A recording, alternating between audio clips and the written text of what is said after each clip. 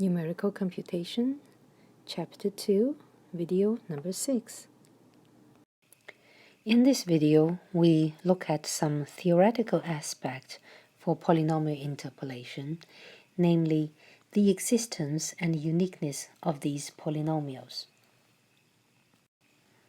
Before we get into that, we need to borrow a theorem from algebra, namely the fundamental theorem of algebra.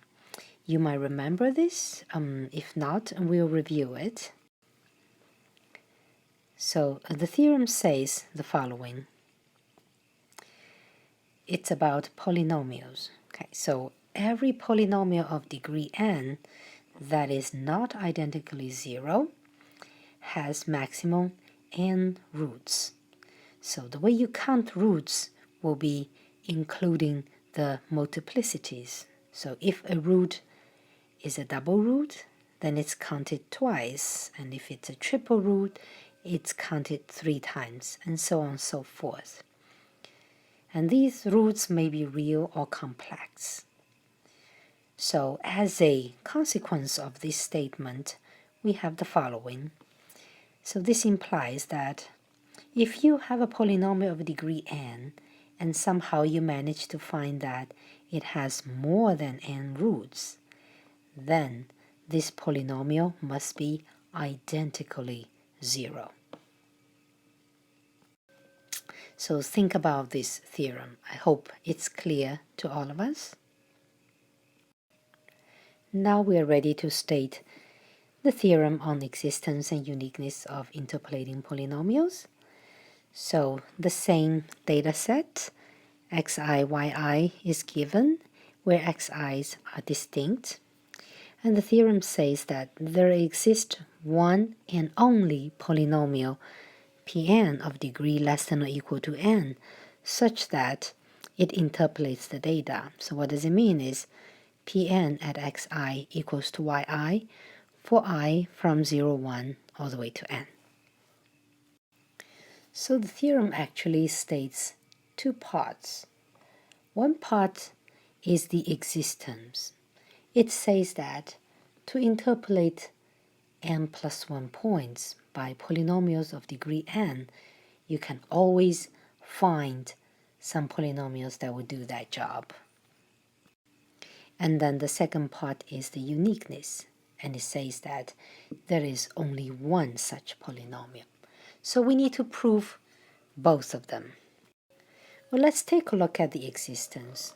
Shall we be worried about the existence? Could it happen that we will not be able to find such a polynomial? No, we can't, right? We already learned 3 different methods: the Vandermonde matrix method, the Lagrange polynomial, and the Newton's form. So each of them would allow us to write out a polynomial of degree n for n plus 1 points, right? So there's no question about existence. So we say that part is clear by construction, since we can construct it.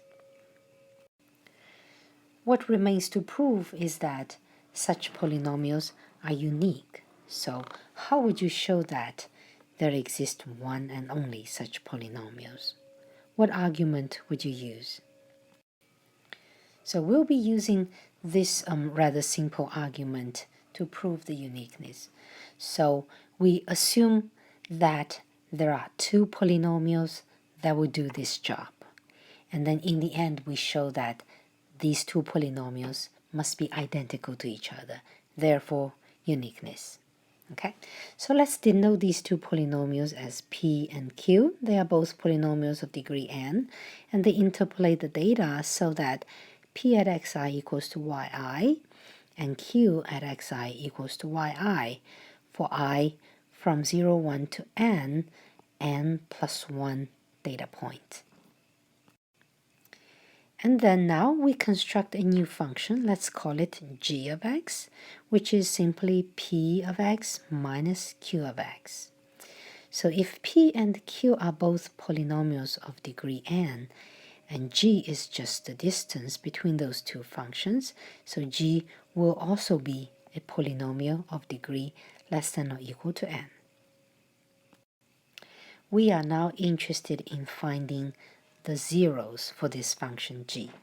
So let's put in the point xi, where xi is one of the data point, and find the value of g at those points. And we see this will be p at xi minus q at xi. And since both p and q interpolates the data, so they will both give me the value yi and minus yi. So this gives me 0. And this holds for I from 0, 1, all the way to n. So how many zeros do I find? We conclude now the function g has n plus 1 zeros. So what does it mean? Remember that g is a polynomial of degree n, and it has n plus 1 zeros. So, using the fundamental theorem of algebra, we must have that g of x is identically 0. And then this implies px identically equal to q of x. So the polynomial is unique. Well, I hope you enjoyed this short video, and see you next time.